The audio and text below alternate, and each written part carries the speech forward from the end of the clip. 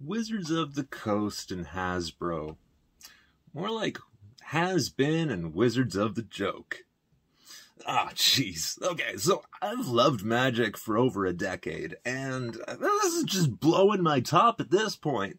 Science, spirit, life. Nerd Pope King. Alright, so let me just back it up a little bit here. My Planeswalker spark ignited on Zendikar. That was the first time we were on Zendikar. You know, the rise of the Eldrazi Titans making their big appearance. Emrakul, the Aeon's Torn. Oh, beautiful set, right? And I loved it. That's when my Planeswalker spark ignited, and poof, there I went off to Mirrodin. Now, this was Scars of Mirrodin, so the return, but that was my first time there, just in time to see the Phyrexians start their invasion of the plane. The Phyrexian oil proliferation, it was all really cool. I fought on the Mirrodin side. We used the swords. We fought against the Phyrexians, and the Phyrexians won. It was a dark day for Mirrodin, and poof, we planeswalked away. Now, that was a fun time about, like, 10 years ago, and I've been looking forward to a return to Mirrodin, or New Phyrexia, rather, ever since then. Fast forward a couple of years, and Hasbro takes over. They decide they want to start pumping out the money. So they're, like, pushing out too much product too fast. Yeah, it got a little dicey, but there were some good products. Like, there was the double feature, right? There was the jump start. There was Legends. And this was all really cool. Lots of great stuff, good times to play, right when the pandemic struck. Okay, so Hasbro didn't have any control over that, neither did Wizards. The pandemic is what pandemic is. And does, whatever. The point is, it was poor time to be playing, but there were great games to be played. Standard dies, and Commander lives. So we enjoy it, and they come out with more Commander products. Garbage Commander products. Like, for several years, Commander was the product to get. You wanted to get all 4 or 5 of those decks for those exclusive cards that you couldn't get anywhere else. Bomb-ass cards. Like, cast this counter spell for free if you've got your Commander. Wow, that is amazing. The redirect, too. All of those free counter spells were the last good spells that we got from a Commander product. Now, that might not stand to reason these days, but it was what we lived for. So then they come out with these little supplemental Commander products, like, buy these 2 decks to come with this new standard set. Okay, so I buy them, and they're crap, right? And then they came out with a few more, and they were crap. And then they came out with more, and they were crap. They started asking for more money for less good product. They started teasing the Phyrexians. And I was like, yeah, that's pretty cool. Phyrexians are returning. And then it was too much too fast, and I couldn't keep up with it anymore. But that's fine, you know. Not every product is for everyone. That's what Wizards wanted to say. So fine, make your products for the whales. Make your products for the newbies. The enfranchised players, they'll still get theirs, right? Well, financial troubles, a woman takes all my money, maxes out my credit card, I have to recover financially. So I don't get to buy Magic products for a while. And then they come out with the 40K decks. Bangers, right? Freaking awesome. And I'm enjoying those. I haven't had a chance to play them because playgroups fell apart. Okay, so no big deal. We're still gonna get to play Magic. We're still gonna get new cards here and there. Secret Lairs? Like, we had the the Walking Dead secret layers. We had, what else is up there? Like the Street Fighter secret layers, the Stranger Things secret layers, all really cool. And I was excited to build a secret layer deck of all these like universes beyond. And then Warhammer comes out. Excellent product. I'm loving it. And they announced like Lord of the Rings and Doctor Who, and there's just more and more and more coming down the pipe. It's impossible to follow. And then Magic 30th edition. Now, if you aren't aware of what 30th edition was, they tried to sell 60 fake cards for $1,000, which is just enough for one person to play a game that requires 8 people to play, which totals like $8,000 to play the game. Ridiculous. And they thought that was supposed to appeal to the enfranchised players. Alright, fine. So you make mistakes. You're willing to let us play with fake cards. I'm willing to buy a laser printer and print all my cards. So Wizards, you're not getting any more of my money. Well, heck, that was before 40K. The Warhammer 40K decks were very well made, excellent art, great cards, new designs, knocked it out of the park. But they'd been planning that for a long time, and Games Workshop was totally in charge of a lot of that, no doubt. And that's why it was such a good product, because there was passion, there was direction, there was quality. And then all of that disappeared. Okay. Let's go back a couple of minutes here. New Phyrexia. There'd been rumors of returning to New Phyrexia. After the War of the Spark, we knew there was going to be another big team-up event, and that came in the form of Dominaria United. And we saw Karn and the Legacy Weapon. All of that was saying Karn's going back to Mirrodin, and he wants to fight the Phyrexians and cleanse the land. Alright. Phyrexians, the big bads. And freaking awesome enemies. Enemies nonetheless. So we start seeing the Phyrexians showing up on all these other planes, like Kaldheim and Strixhaven. But it was hard to keep up, because they were just throwing all this product at us. It was getting me excited to return to Phyrexia.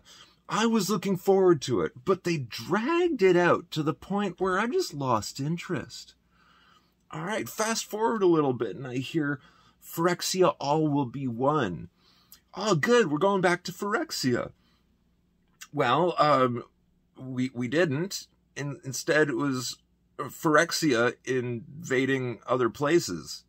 And then there was March of the Machines, which was more Phyrexia invading other places. But it was everywhere, all at once. And, I mean, Borborygmos and Fibblethip. What a great pairing. That was a banger card. But then they kill Elish Norn in the exact same set where they introduce the new Elish Norn. March of the Machines. What's going on there? Okay, some context. Back in the day, used to be that there was one set to introduce the story, one set to introduce the development, and one set to close out the story of that block. And then they abandoned that for little one here, one there, one here, one there. And then all will be one. Good. March of the Machines. And it's over. Now they're launching Aftermath, and I couldn't care less. I was excited to go back to Phyrexia. Wizards sucked all the fun out of going back to New Phyrexia. And then they shove New Phyrexia in a bottle in the same set where everyone's teaming up to fight them. And they're gone all at the same time. Okay. So there was the intro to New Phyrexia, there was the story development and the conclusion all at once, And then Aftermath, which was like a big screw you to everybody who was invested in the story. It's like they didn't even want to take my money. Blows my mind.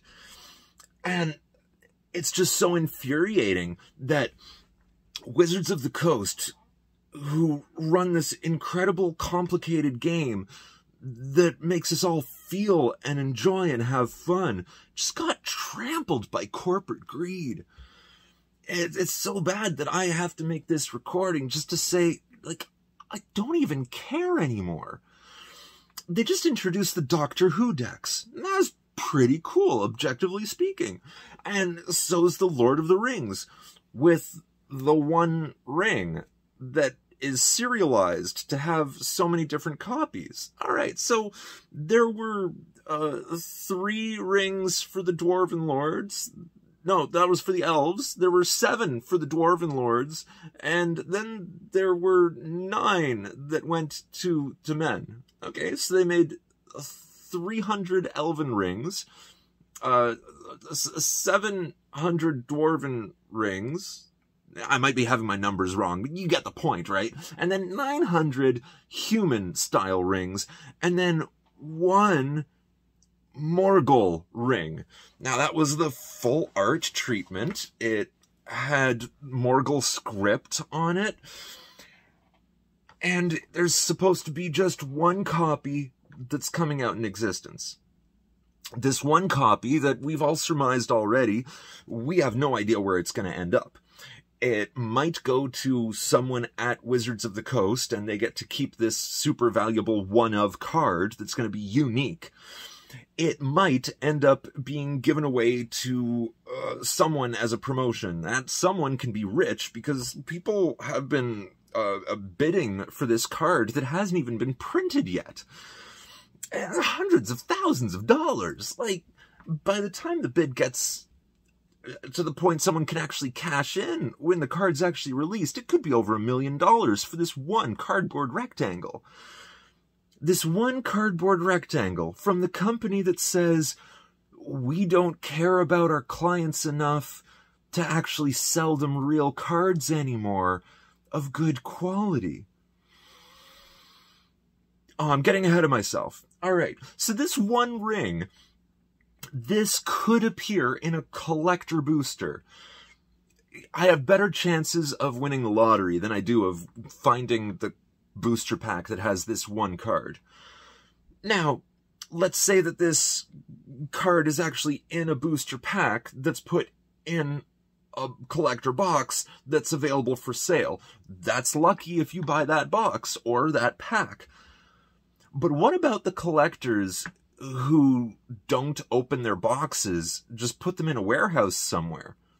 What about the stores that hold on to reserves?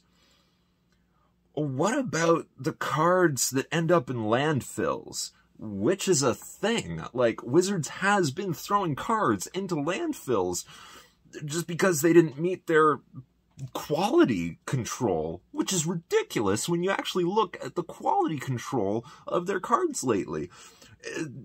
Not even foiled cards that curl like Pringles. Misprints so common that the misprint community isn't even interested in them. And we're expected that this 1 ring is going to somehow be attractive enough for us to spend our money? I've got a feeling if anyone actually does pull this card, it's going to be in such poor quality, it's going to be worthless. Now, that brings me back to 30th edition, where, screw you guys, I'm just going to get a laser printer. Okay, so there is a non-zero chance that this 1 ring will never be found and may end up in a landfill. It might be opened by a child who doesn't know its value and plays with it unsleeved on concrete like we used to do back in the 90s, scratches up all the cards, ruins the value. It could end up flooded in some kid's basement. It could be that a parent throws it out because they don't know what it is and their kid has moved out. It could be in a booster pack that never gets opened. The One Ring may never be found. It could be lost for centuries, which is pretty fitting for the One Ring. The Ring of Power. Sauron's ring. And there's gonna be a flood of people with quality laser printers who decide that they're just going to have a copy of the One Ring. There's going to be counterfeits flying everywhere. Chinese counterfeit magic cards have got to the quality where they're almost indistinguishable from actual cards. Now consider all of that and recognize that there are people bidding hundreds of thousands of dollars for this one card that's coming out in a set that hasn't yet been printed or sold. When the set is sold, there will be people clamoring with their counterfeits, saying, I found the One Ring! I found the One Ring! I'm gonna have a copy of this One Ring. The only one that exists. I'm gonna have a copy. Ridiculous. It's just insane that they're even putting out this amount of garbage product and they're expecting us to still care. Alright, so there's this new Eldrazi card, and this brings me back to when my Planeswalker spark ignited. An Eldrazi that says, when you cast an Eldrazi Titan, Cascade, Cascade, the Void Gorger. And I think that's legitimately really cool. But at the same time, I don't give a frack about any of it. Because Wizards, you've killed your golden goose. You've taken your Jumpstart product, which was excellent when you first made it, although nobody could buy it, and then you ruined it. You're taking draft boosters, which are the core of the game, and you're getting rid of them, making them 5-card booster packs with March of the Machines Aftermath. You're taking the standard format, which doesn't exist anymore, and you're trying to get people hyped to buy 4-ofs. You're doing secret layers that are overriding the chase cards. It's like you're saying, here is this thing that you want to buy and collect, and it's really special, and you should crack packs to open it. Oh, also, there's this other thing that's exactly the same, but we'll sell it to you directly. Oh, and there's also these 4 over here that look kind of different from the other 2, but they're exactly the same card. Go and chase them. But also, we don't care about you as customers, so go ahead and play with your proxy cards that are fake cards that you made with your laser printers. But still, chase that one card, because there's only one of them, but we're not going to tell you where it is. And we can't guarantee quality, so you can just make your counterfeit cards and claim that you have it. Oh, and also, buy my merch. It's the new Doctor Who, and Lord of the Rings, and a storyline that we don't even care about. And we're going to tell you about this story where all these people got corrupted by the Phyrexian oil. But oh look, they got better. How? Yes. How? That's right, they got better. Yay. That's the level of enthusiasm they're announcing these things with. That sounds fantastic. Now, on to the next part of the story. No! We're not buying into this anymore. Wizards, you done screwed up. I'm obsessed with this game, and I don't care anymore. I have tens of thousands of dollars worth of your cardboard rectangles, and I don't care to buy a single one more. I'm even gonna start selling parts of my collection, which isn't even something new. People have been selling their entire collection since the 30th anniversary proxy fiasco. And then you go ahead and hire a private security company known as the Pinkertons. Yes, the Pinkertons from, like, the Gold Rush era to go to a player's house and take their cards away. It's ridiculous. What do you think this is doing for your branding? What do you think you're doing to your customer base? What do you think you're doing to your long-term viability of this game we love so much? Like, this isn't even a Magic channel. My first video is just rambling about how much you screwed the pooch. Like, I don't even care anymore. Y'all slobbing the knob. And that's just... You're expecting to get my money? Well, you're gonna get a big old fat woohoo from me. I don't care. And I love the game. And I don't care. And y'all don't care. Hasbro doesn't care. WotC doesn't care. I hope you enjoyed. It's just sad to watch something you love fade away into obscurity to the point where the people who write the story don't even care to share what happened. Example. Nahiri got turned into a Phyrexian. Her hands were replaced with swords. And now she has hands again. Why? Doesn't matter. Well, you matter.